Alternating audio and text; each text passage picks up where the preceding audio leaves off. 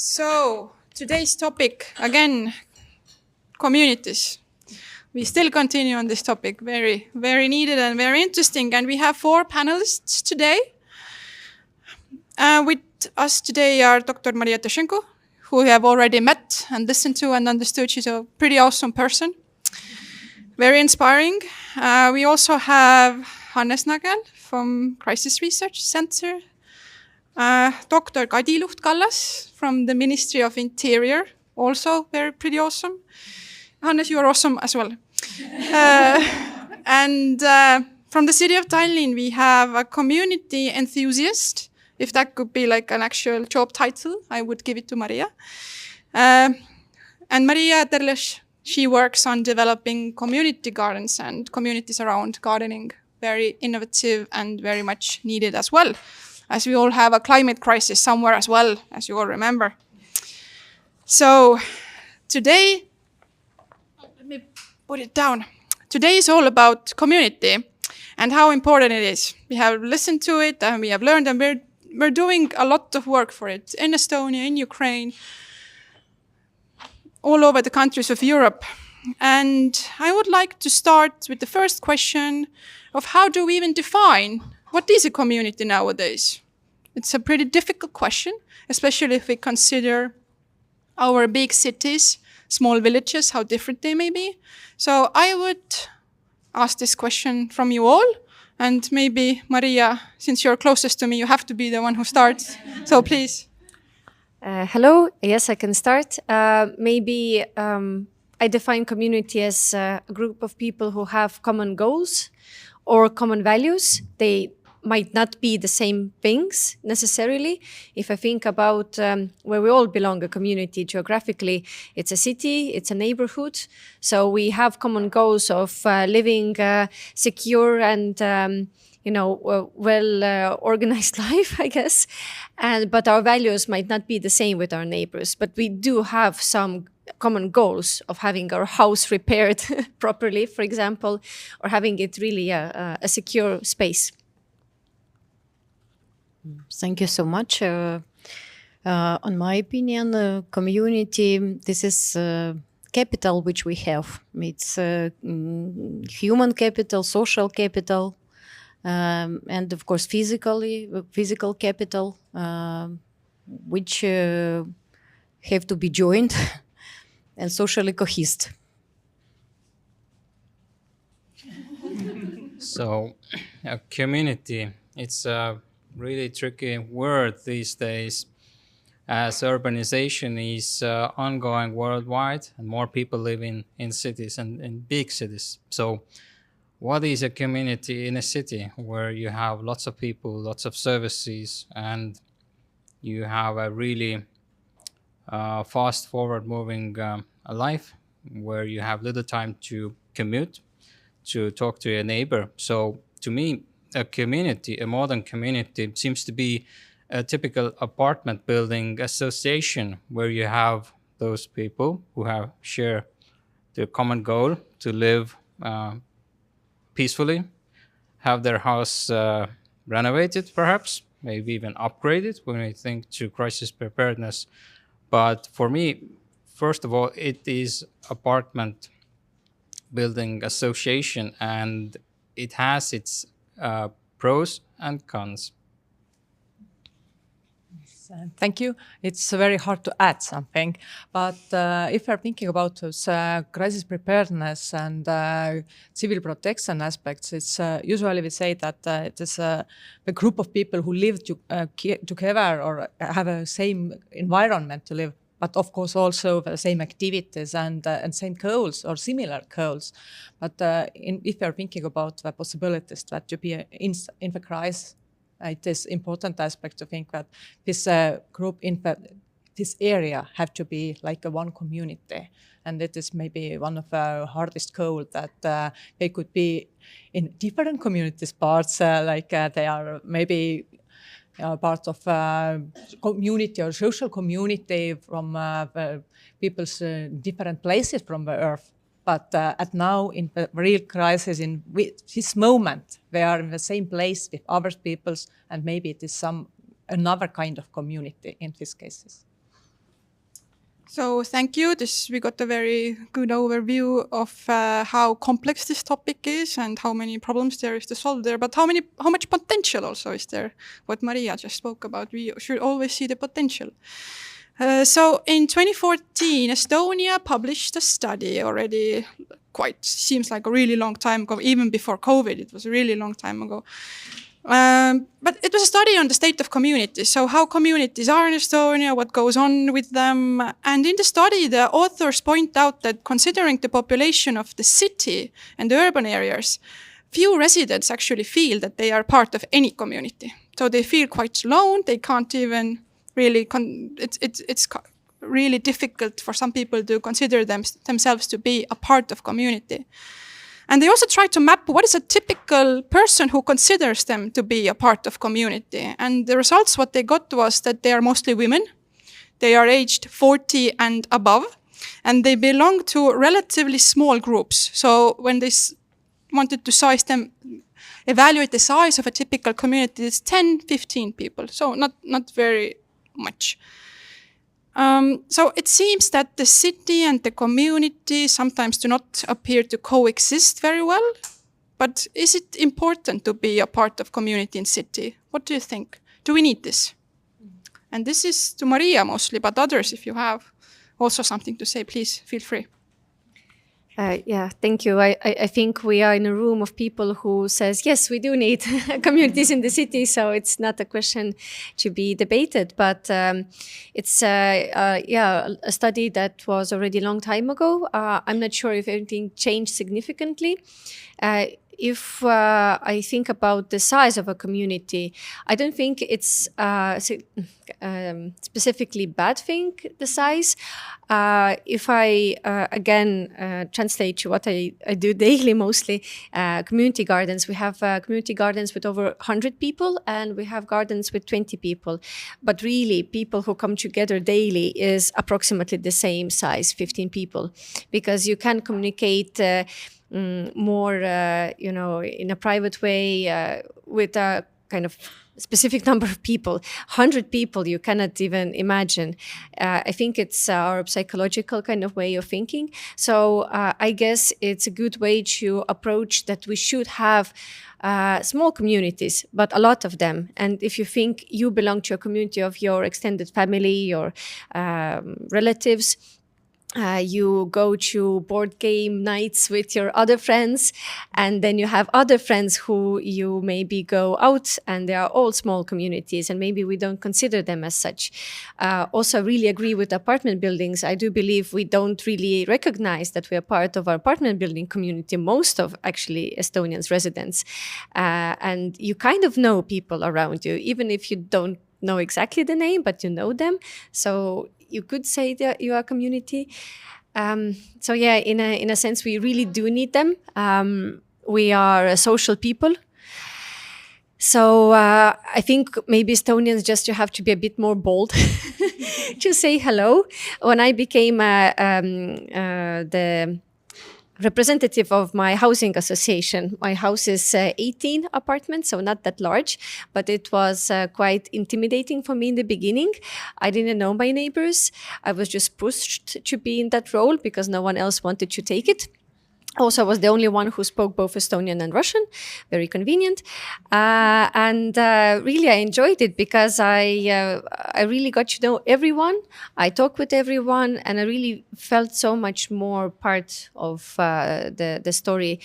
And now we do together our cafe days between apartment buildings. It's also possible. It doesn't have to be a village to do community stuff. And we prove that an apartment house is a community as well. And now I really do board games with them. And it's really funny how everything could start with just like a hello, So, yeah. Maybe from Ukraine also, perspective.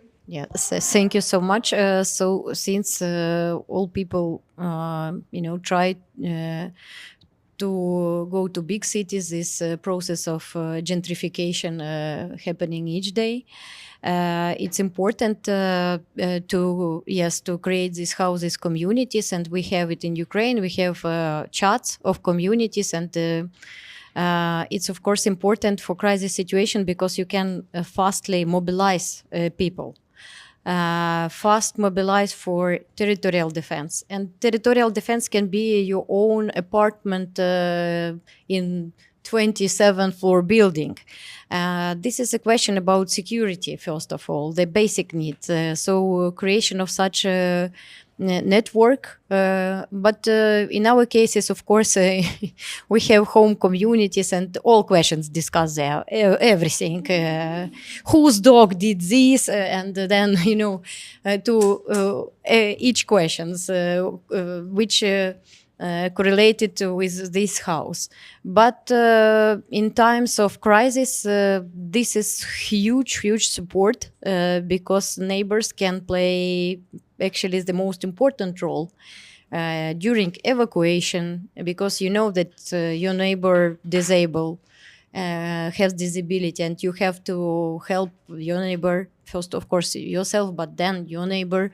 You know these people more or less, because in big houses it's very difficult to find something common, but it's important to have this communication through chats because of mobilization.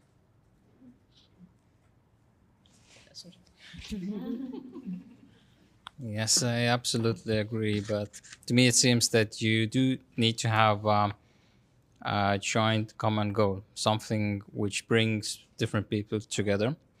And when I think now what has been said, then I would say that we in my area are definitely lacking the community chat. Although we have a community chat, but this is occurring only in the sphere of kindergarten. So we should also have in our apartment building association the similar chat, which yesterday Maria showed me.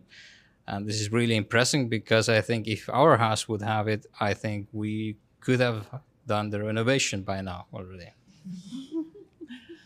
Okay, thank you. It's of course hard to say something else, but maybe it's something a little bit more optimistic that if we are remembering the COVID time, we saw that in apartment buildings, really people cared each other, and they just signed letters that if you need something, please let me know, I can help you. And I think it's something that, as you said, that if we are the same goal, we are working against something, it's really helpful for us. And I'm a little bit more optimistic. Maybe it is possible to do something, but of course it's quite hard that if we are thinking about different surveys. And when I just checked, it was, I think it was February 2024, European Commission made a survey of Europarameter, and Estonia was quite similar like other European countries. Somehow it's a little bit more prepared, but there was one point where we was very, very bad situation, and it was that you are cooperating with neighbors. And it was quite awful, yes. And it is the hardest part for Estonians, I believe. So I confirm it. This is really difficult. yes, that is difficult. But what are some good examples, of engaging more people in the community? So now we all learned that the Facebook chat is a good thing to have in your apartment building. But what else? And especially if we try to think outside the box. And now we start from Kadi, so you wouldn't have the last word. Maybe it's, again, surveys could help us, because I really enjoyed that Maria earlier said that research-based objectives are things that we are doing. It's very important aspect. And if we're looking at, yes, chats are very good, but if we're thinking about those groups who are mainly more maybe vulnerable as others, are they really using the chat? Are they using Facebook? Are they using Messenger? Mostly, we can say it, no, it's not so. But of course, happily, I can say again that if we're made, before we are taking location-based SMS, we had a survey and asked, send different messages and asked feedback. And one of the questions was that what could be the next steps, what you are doing? And the main answer was, call my relatives or neighbors or friends. And it is something a little bit, again, more optimistic, but we know that it is quite the hardest part to be so ready to share information. Maria, do you have good examples of how to get to these people who don't use? So if you have someone in your apartment building who doesn't use this Facebook chat, what do you do then? Thank you so much. Of course, it's much more easy to work in small communities, because otherwise it's very easy to use democratic instruments. And actually, we mobilize and involve people to make difference in their territories through different democratic instruments and much more. I can share example of Poruch, our organization. We implemented program school participatory budgeting. Even at schools, children write projects, implement their own local projects to solve problems, because local projects is about solving local problems. And through democratic instruments, petitions, participatory budgeting, school participatory budgeting, and other instruments, we involve people to decision making with focus on vulnerable group, which we can reach separately, focusing on them. Because now, during the war, we have so many injured people and invalidization during the war, like blind, who lost a leg, hand, and so on, that these people should be reachable. And we are focusing first on vulnerability. First, we focus on vulnerable people, and then we cover other people. And we have, in small communities, of course, it's much more easily, because people know each other, so they are more or less involved to decision making on local level. But I think it's democratic instruments which are helping us. I'll just add about the community garden. It's very interesting how when you start one, I see the tendency in the beginning. Usually the ones who lead it are this kind of young, energetic people, and they transmit also their information through social media. So other people who are in social media can get this information and come forward. But as the garden develops, it is manifested publicly, and people who pass by, who are not in social media, can learn about it and join it. And we see that more elderly people who don't use social media join the gardens after maybe 1 year that it has been there, also earlier. But the tendency is that older people join as this kind of organical method of someone saw something, then the neighbor told her, and then he told their neighbor. Sarafanne radio, this Vusa radio. So it really works that well, and I really like that in the garden you could think, oh, it's some kind of hippie, hipster, eco something. But actually it's very diverse, and that's what I like about it, that you get very different people, and people meet who never would meet otherwise. And now this is a challenge, how to enhance this potential for the security preparedness. Yeah. Yes, I have at some point really thought about the potential we have with these community gardens, that they bring together complete strangers, and the potential it has for solving many crises at the same time, whether it's the loneliness that people experience, the mental health crisis, climate crisis, and now we can build this crisis preparedness for other types of crises as well. So we have so many crises, it's difficult to keep track sometimes. I would like to ask Kadi also that sometimes people may think, just from the crisis preparedness perspective, that maybe it's the job of the state to just come and help me and I don't have to do much myself or in my community, or they try to find maybe excuses why I shouldn't talk to my neighbors and etc., or buy something from the crisis reserves, etc. But what's the state's point of view in this? How realistic is it? Thanks. It's quite a hard discussion, because we have worked many years for giving this idea that country is coming to help, rescue boat will come and help you in every cases, and that now we have to change it. It's just like changing a mindset that yes, we are here, but you have to be ready to help yourself. As earlier presented, that it is very hard to say, and at the same time not lose your loyalty.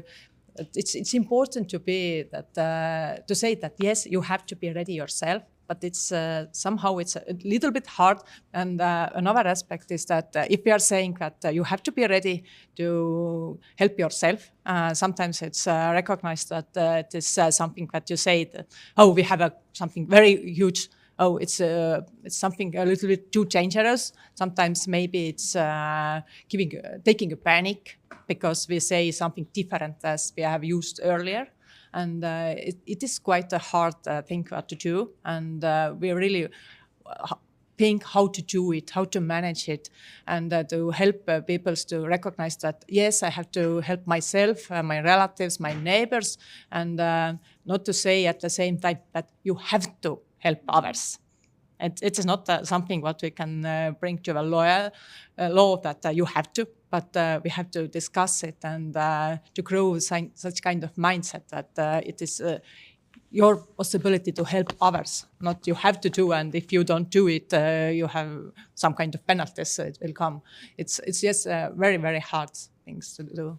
But it is important, and we're really working with different organizations, also volunteers and non-governmental organizations that to help people to realize that they have to help themselves and they have a responsibility for their own life.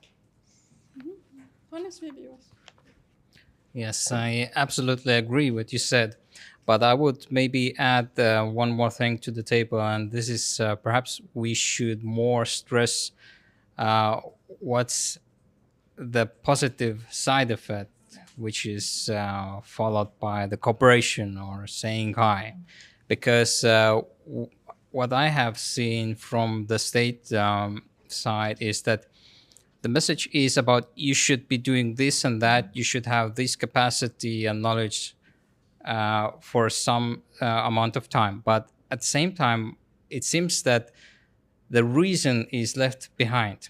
Why it is beneficial for you to know your neighbor, why it's beneficial for you to know how to take care of yourself, even if it's longer than 7 days. If we would explain it more understandably and more practically, then I think it would more suit for the modern mindset, which is perhaps what's in it for me. In our case, since we have a low level of trust to authorities, our people are not waiting so much. Someone come and do this. That's why mobilization, much more faster going, because people mostly expecting I will do it and I will help someone to do it. But now. And actually, according to results of research, whom our people trust now, actually, it's become much more better. With the full-scale invasion, we have more trust to authorities, to local authorities and to central government. So the situation changed. Before we had the research in 2014, it was very low level of trust. And people trust churches, volunteers before, but now we have this stakeholder whom trust. So, for example, fire brigade, state service become really important, and people, even believe that they can do something if we have crisis situation. So situation very dynamic in Ukraine, especially to trust to institutions right now. So we are on the process of transformation. Yes, look, they shared the microphone, the three people there. Nice. I'm starting to think that in political debates we should also give one microphone only. When we have election debates, we would have very much calmer debates, I hope. I would also like to ask about, again, these big apartment buildings we have here in Tallinn, you have in Kiev, it's, many countries have this, and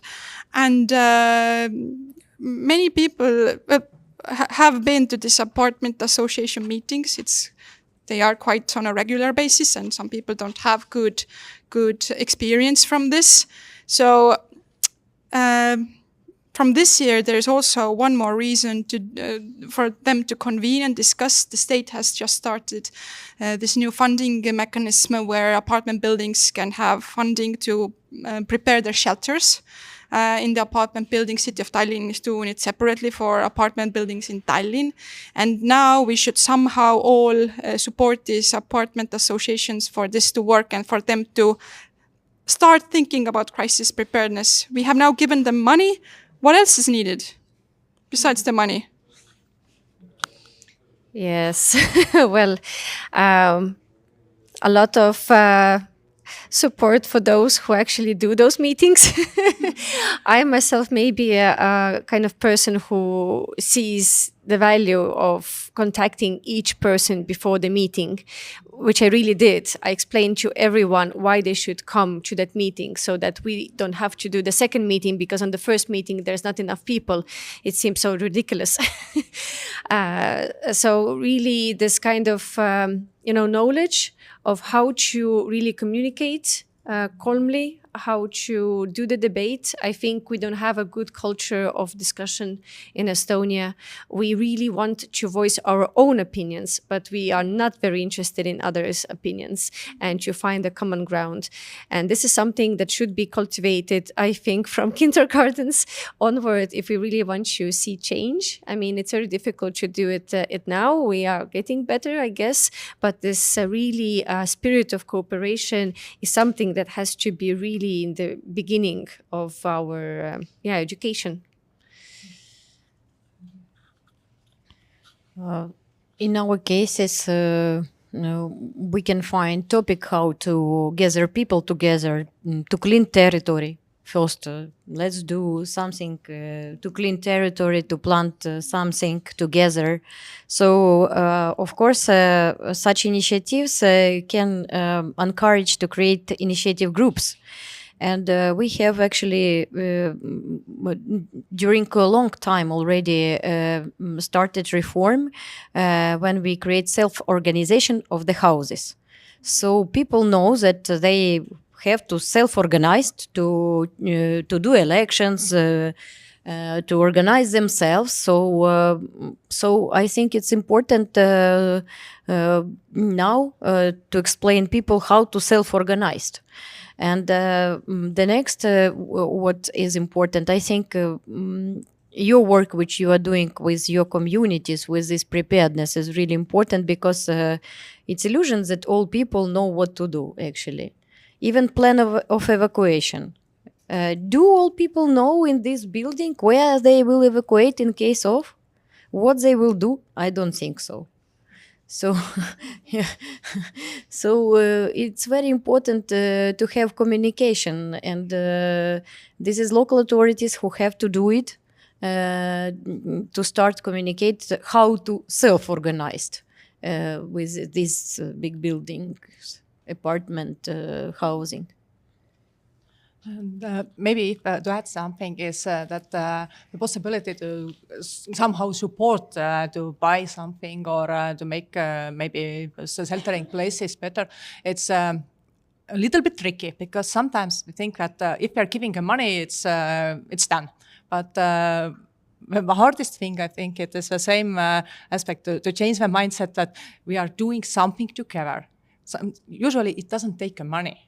It's just an attitude to be together, to discuss, to prepare together. And it is hard to say that if you give some budget, it's done. It's not so. It's, as you said, that in gardening example, that in the earlier stage, there are a few people, and then you have to do it again. And after that, the people recognize, oh, it's something, okay, I can be too. But it takes time. And I hope that those different organizations, they are ready to give more and more possibilities to come together, because it's sometimes it's quite hard at earlier times. Maybe some enthusiastic people, next time they are already gone, and it takes time. But I hope it is possible, and of course it's somehow. Last week or a week earlier, we had first time when our ministry, they collected those youth, young people, and they are ready to give us for the next 2 years their ideas how to prepare more young people, and what could be those social networks, podcasters, influencers, how to maybe talk with them and catch them to our activities. And of course, which is the youngsters, but the hardest part maybe it is those elderly people. And in case of Estonia, we have the same problems that in Russian speakers or Russian background people, especially if they are older, it is a quite problematic aspect. And if we're thinking that it was several times when we have used those location-based SMS, they have gathered the feedback from elderly Russian speakers that it was the only information channel that they got it information. So they are using different kinds of area what we are using, not our media, and it is quite hard to be in the same place where they are. But it is a very, very important aspect. So one thing that I would like to add is that I do know that this is possible. And in Crisis Research Centre, we have put this knowledge between the covers. So this is paneelmaja kogukonna kriisivalmiduse õpik, or apartment building community crisis preparedness textbook, which provides the reader, an ordinary apartment building citizen, the know-how and tricks how to break the barrier, especially how to say hi, which is really important in order to start the process. And then you can have all the knowledge that we have harnessed through the crisis skills training program that we have exercised in various parts of Estonia this year. And this comes also in English, so we can target another community as well, which is living in Estonia, and they come in thousands actually, and especially in Tallinn and also in Tartu. Yes, so all of you here today can pick a copy up over there on the table later for you. And we share these with the people who have participated in our trainings and the ones interested. And we hope that there will be many, as people are starting to think more and more on crisis preparedness. I'm very grateful to our discussants today who came, took time and helped us to navigate through this community perspective. First of all, let's give them all applause. And I have also some small gifts. This is recorded, so I can't say much more. So, Maria, please. And Kadi, for you as well. Thank you so much for coming. Yes. Aha. Head of Triple CCIP, maybe you present yourself and yes. You can just take. Yes, Maria has to left, so it's perfect. We can now continue the guest. Hannes can continue. Thank you, Maria.